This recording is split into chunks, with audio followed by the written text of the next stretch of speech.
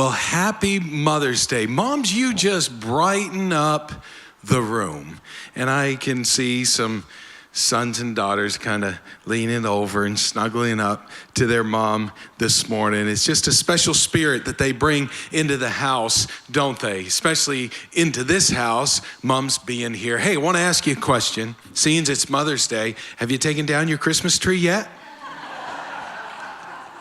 Eldon came into the bedroom yesterday morning and said, Mom, don't you think it's time to take the Christmas tree down? And I thought, that's a great idea. But it became kind of like it's a small Christmas tree. Well, it's this tall.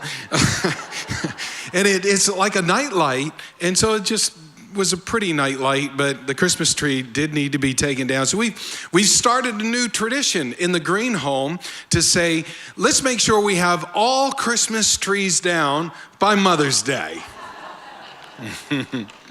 Well, I'm going to talk about my mom today and lessons that I've learned from her that has become a part of my life and has really made me who I am today. And I want to say to my mom, I want you to just feel it today as I begin to talk how important you are to me and what you mean to me and what a great example you have set. And I cherish all the years that I was raised up under the nurturing care of your love and all the dreams and desires that I did not have at the time. You were praying them into me.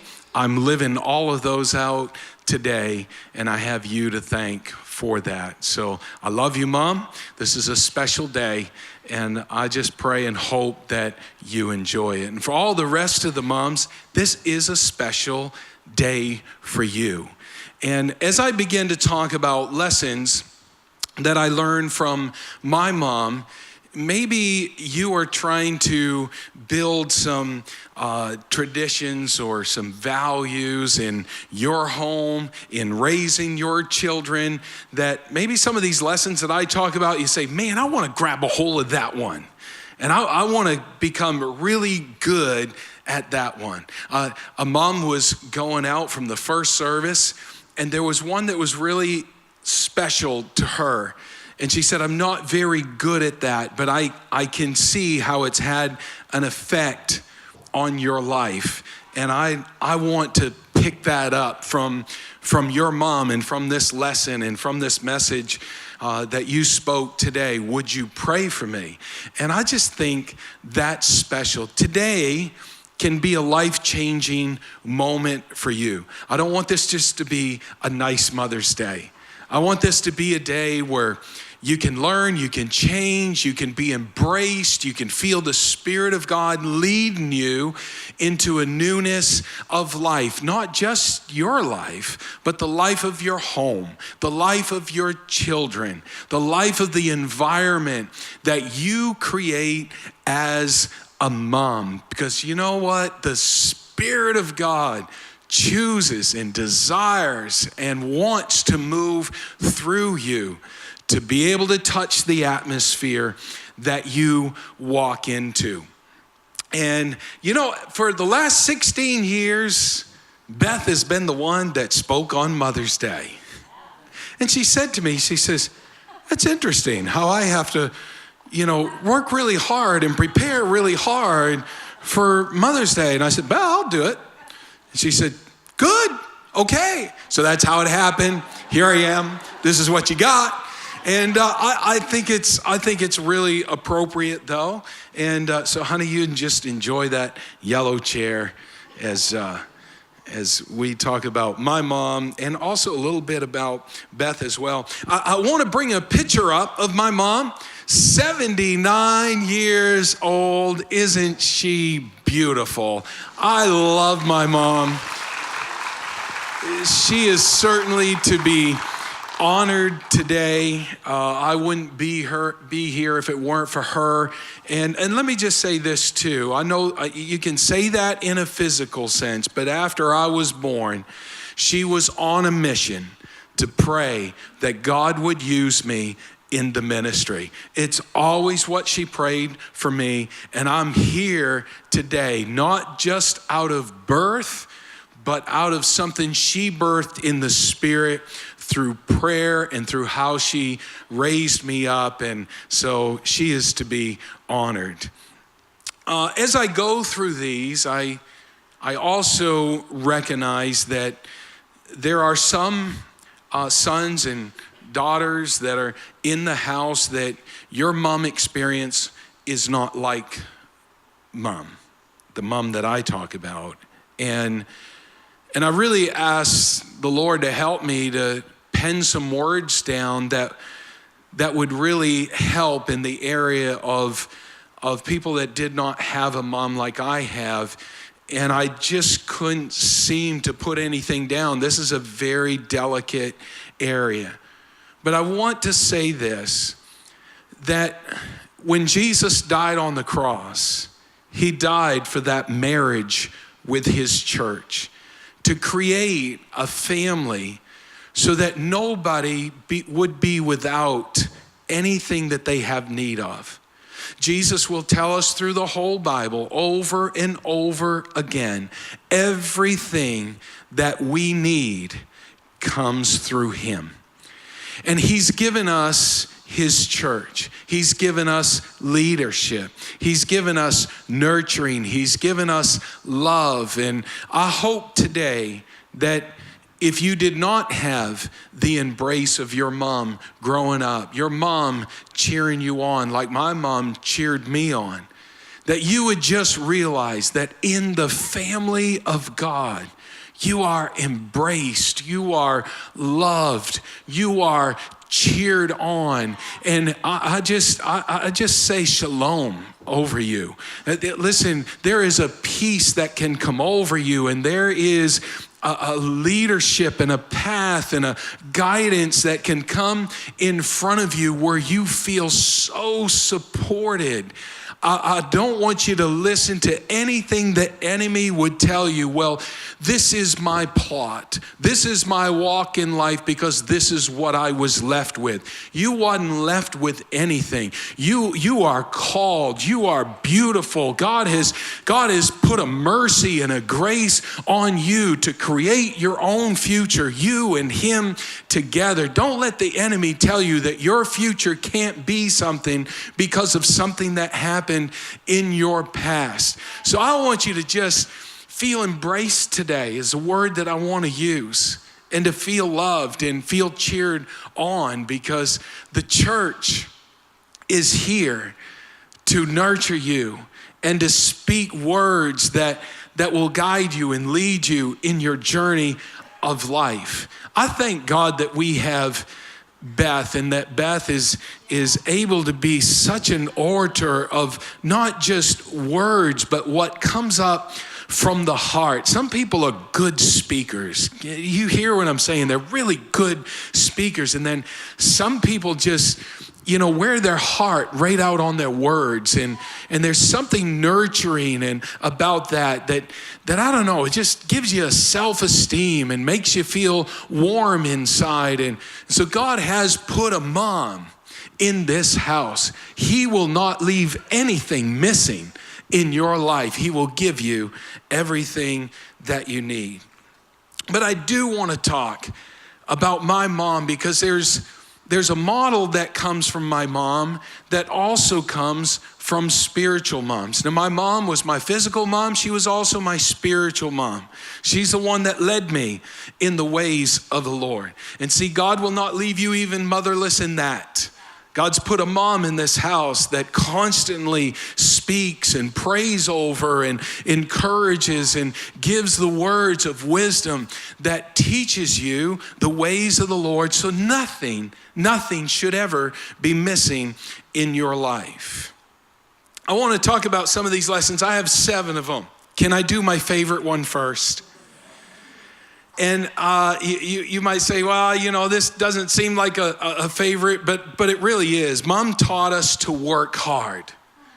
I love what I feel from a job well done, a job really worked hard at.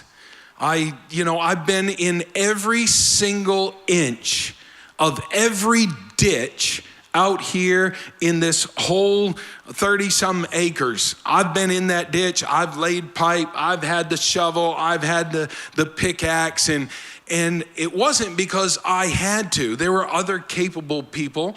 But I don't know, I loved being in the ditch of this church. I just loved it. I loved working hard, and it makes me think of my mom, because that's the way my mom is. I remember when we were building Green Landings, my airstrip out there, and Dad was on the backhoe and he was digging the ditches. You know who was right beside me, helping me lay the pipe and get the electric lines and everything through it? My mom. Every foot of it, she was helping me lay pipe. You know who was out all across the whole runway as we were trying to build a nice lawn out there and it was full of rocks? My mom, literally, I think for maybe a month, picked rocks out there with her hand. Even after we used equipment, she was out there going around with the backhoe picking up rocks for such a long time. I mean, my mom is just a hard worker. As a matter of fact, she not only worked hard in the house, she worked really hard doing remodeling. She was good at that. She also, when I was a young fella growing up and loved to pick potatoes out in the potato field, it's Maine talk for you, okay? But that's just how they say it. And so my mom was a supervisor. She was a supervisor of the potato fields, and you can see right there, you see the barrels and the basket that the young fella, this is actually in Aroostook County where I picked potatoes. Yeah, we did. And you can see right there how long that field is and the rows of potatoes, and the potato digger would come by and would cause the potatoes to come up out of the ground, and then we would hand pick them in the basket and put them in the barrel, and we get 25 cents a barrel. Well, my mom was the supervisor. As long as that field is, I'm telling you, this is what she did all day long.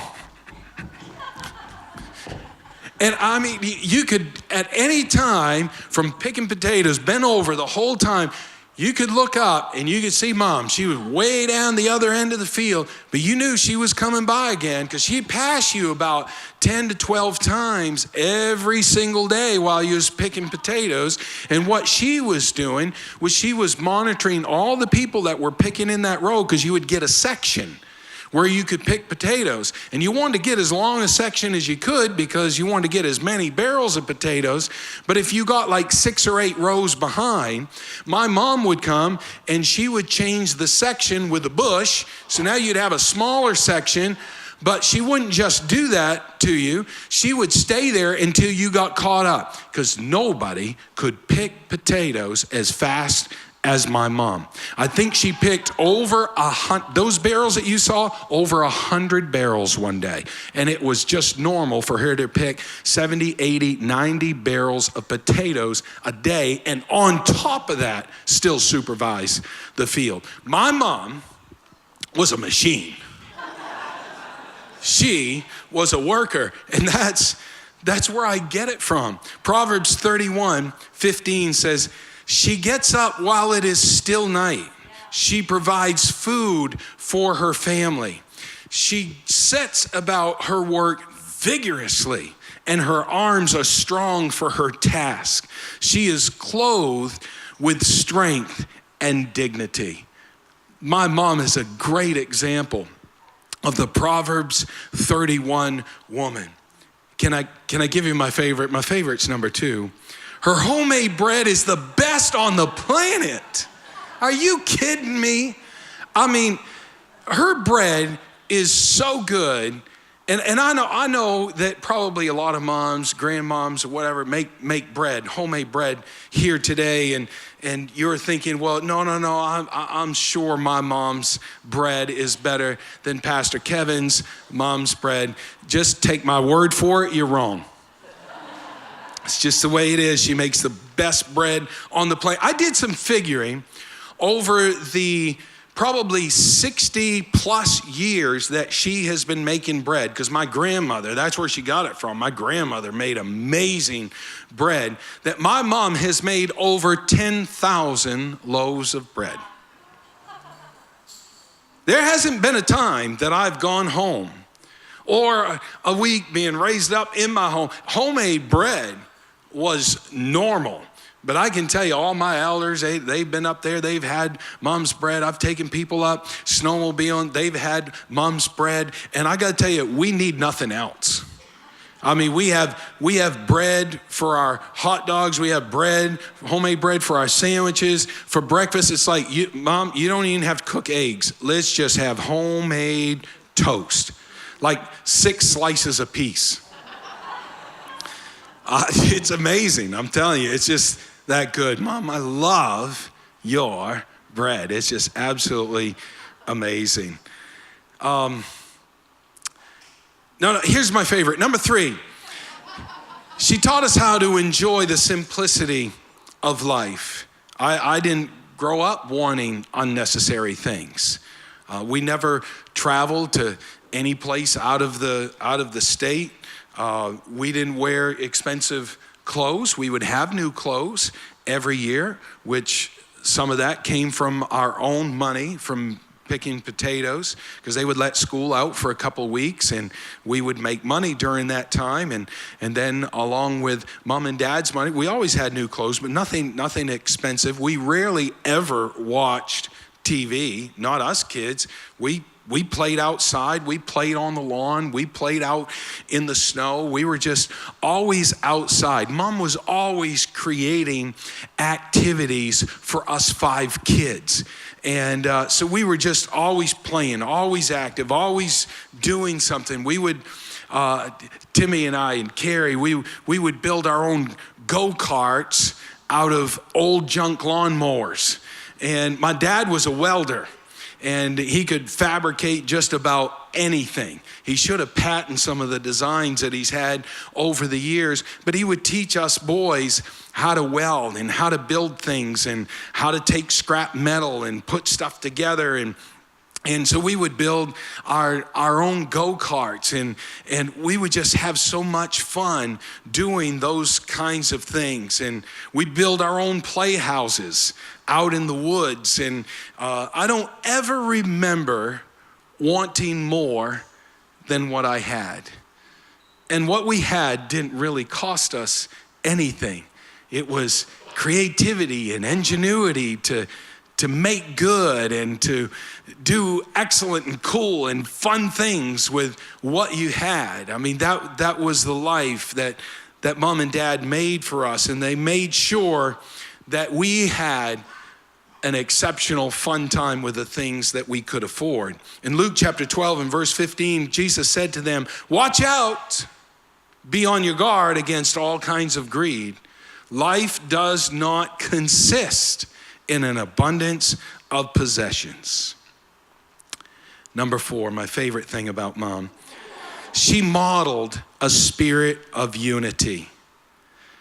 Mom accomplished to raise 5 children that was not in competition with each other. That's amazing. I don't ever remember competing with my brothers. I mean, I was better at basketball. I was better at sports. But I don't remember us. I mean, we know that, don't we, Tim? Yeah. Well, we played basketball together, and when we were on the court together playing for our own school, I mean, we played well together. I mean, that was, like family singing. Oh, and we did have family singing, and we did have that family sound, but we also had that family sound when we were playing, when we were enjoying one another, when we were working on things at the house. Mom was able to raise 5 children that were not in competition. She fostered healthy relationships between us. It was around the dinner table. It was in the kitchen. It was down at our little old yellow camp that we got on Mattawam Cake Lake. Come to think of it, no matter where mom was, that's where all her kids were. If she was in the kitchen, we were all in the kitchen. talking, chatting, eating, cleaning up.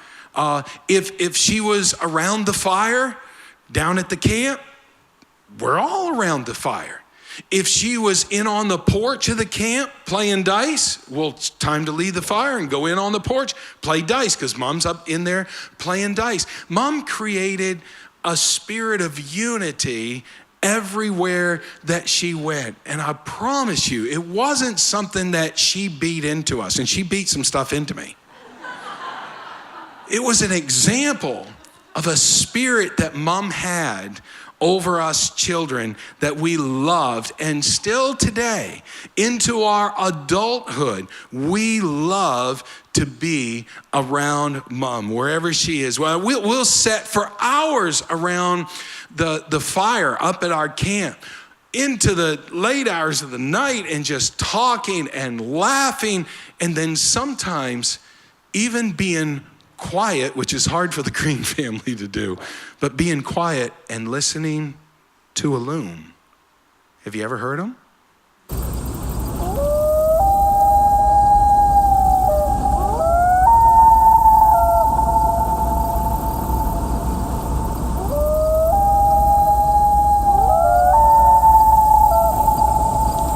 No, that's not a coyote.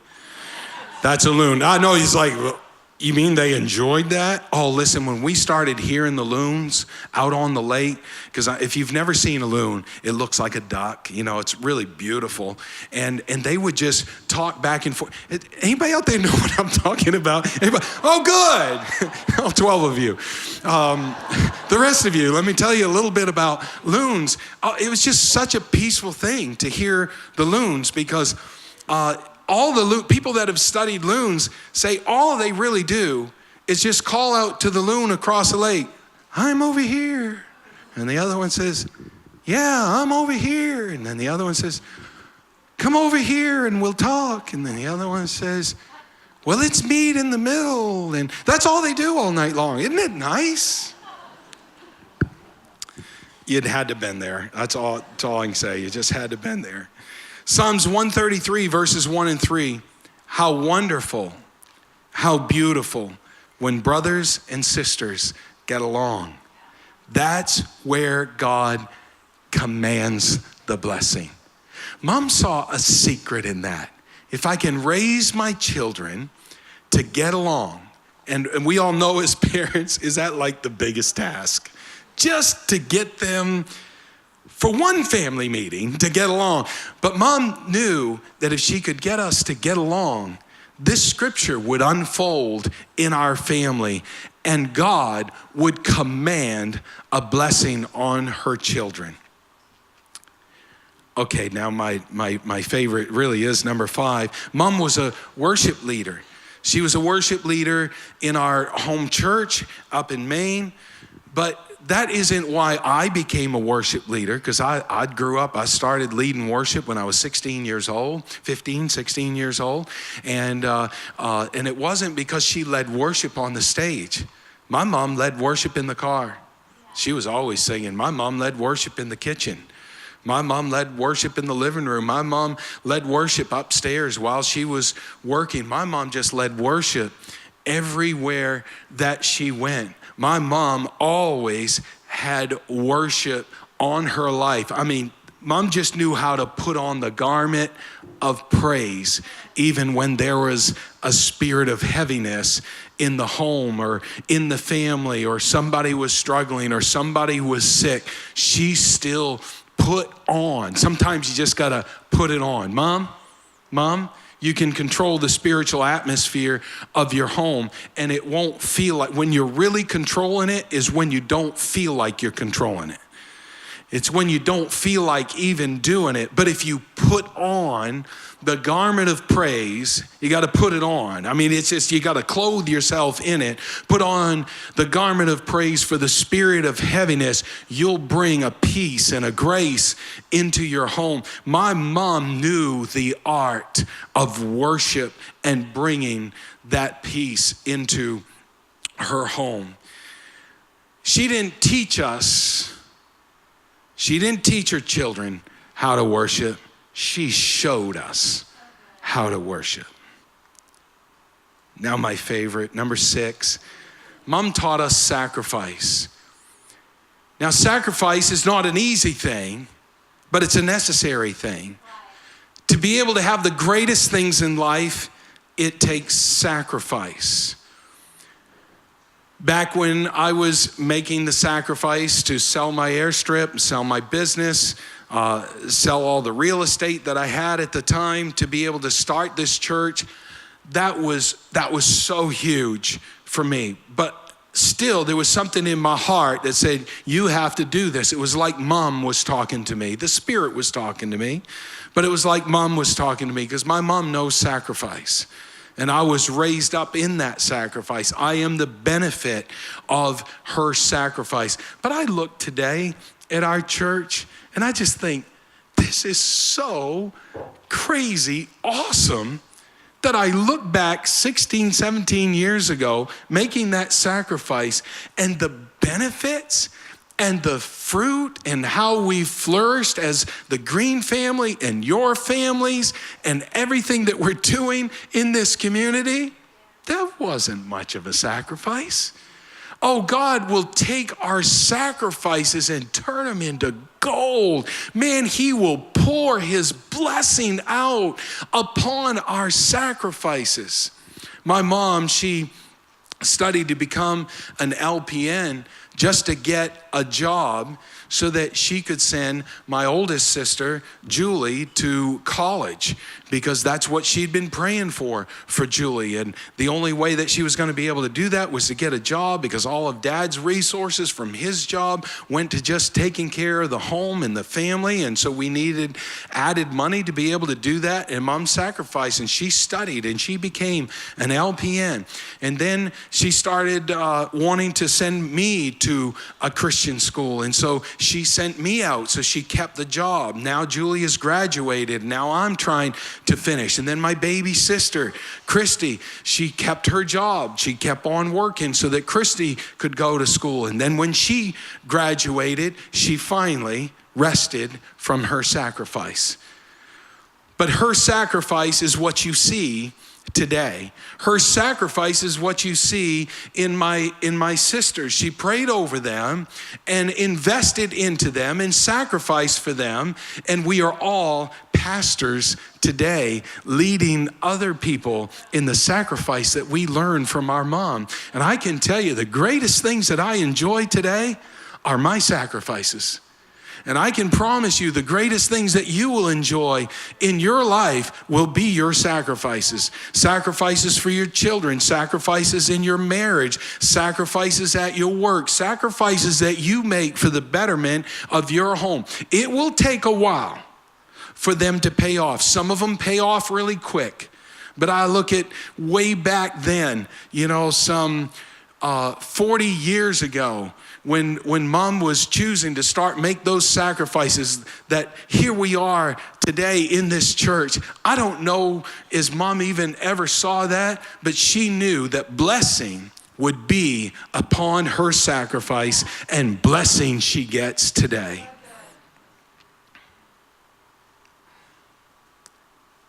Let me finish up with my favorite about Mom.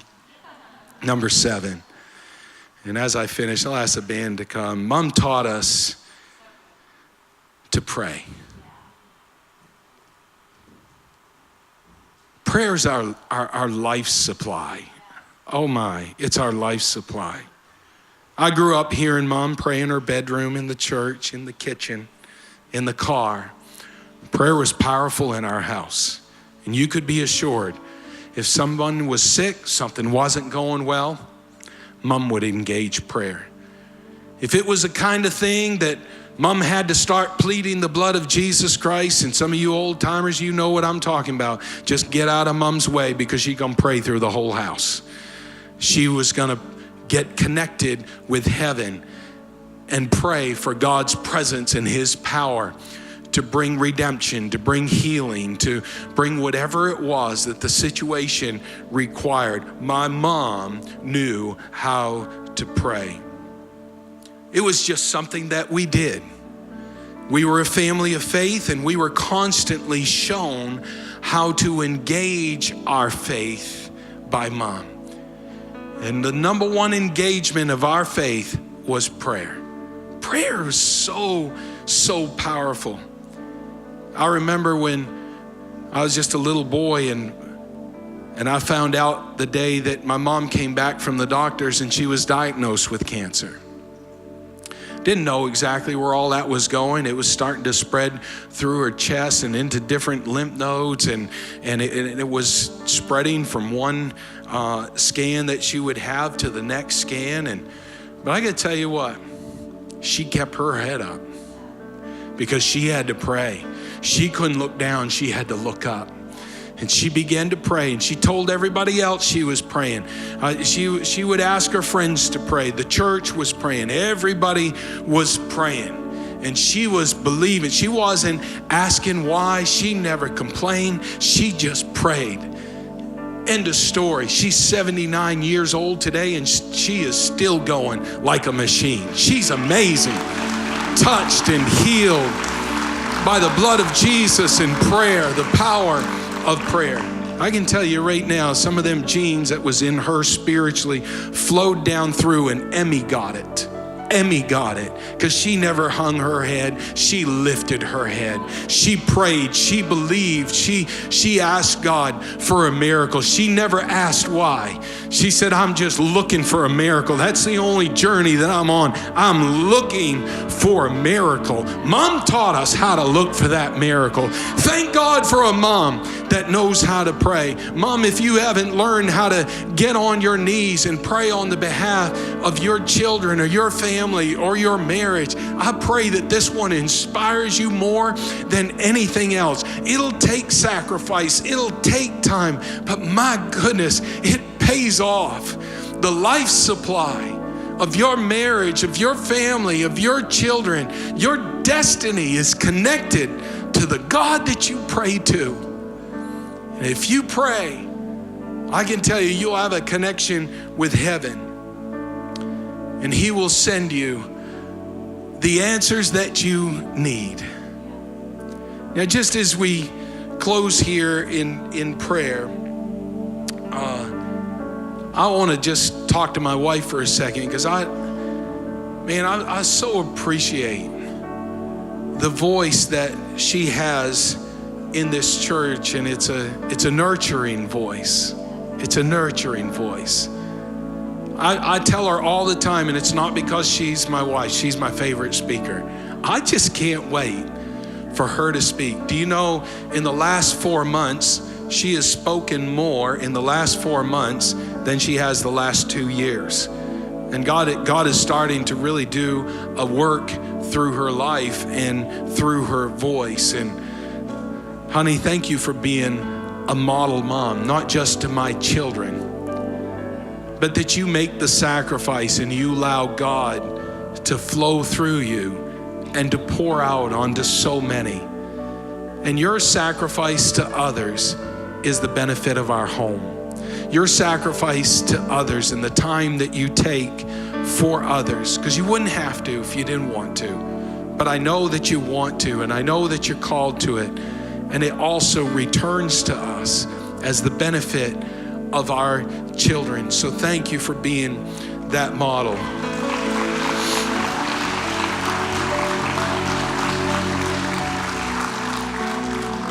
There's a grace upon you to raise up sons and daughters. It was a few weeks ago that I was looking across and seeing some different people down front and that were worshiping, and the place was packed like it is here today. And I said, oh, I see so many more thousands. And I can tell you part of that is the sacrifice of a mom. There's nothing like a mom's voice that both men and women, sons and daughters are attracted to. Everywhere mom goes, that's where we're at, sons and daughters. Whatever opportunity God gives best voice to speak out, people are attracted to it. The more your voice becomes exposed to the hearts of people that are straying, they'll know exactly where to go. when they hear that nurturing voice, that encouraging voice, that voice of direction that they've needed in their life to lead them to their true north. Personally, you're beautiful, and that's my benefit, nobody else's.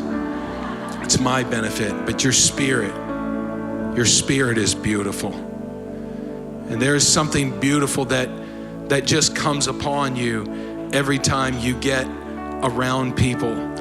And I honor that in you. I honor you as the mom's voice in the house that so many people are attracted to. You know, it's rare to have somebody like Beth speak. I know it feels good to us and we're so thankful for it, but it's rare that this happens. And I just thank God that this is a church that embraces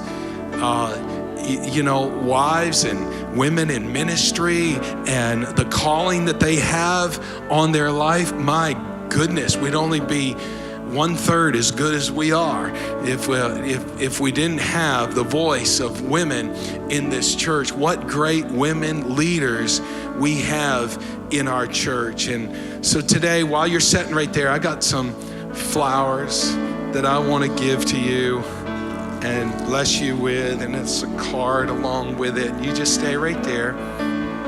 How many people are in the house? Oh, there's hundreds, so they all want to give you a kiss, and because they can't, I will.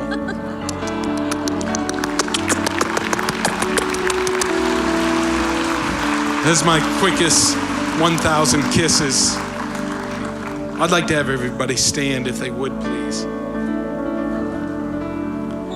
It's a special day. It's a special moment. And Mom, you can build a new future. You can choose what you want. Second thing I'll say about that future that you can build, you can't do it alone. You need Jesus. There's some heart desires that you have to be the kind of mom that I've talked about today. Had a grown man come up to me, put his arm around me, and he said, I wish I was your brother, because then I would have your mom. Because he didn't have that kind of mom growing up. And it touched my heart. And I'm so thankful for my mom.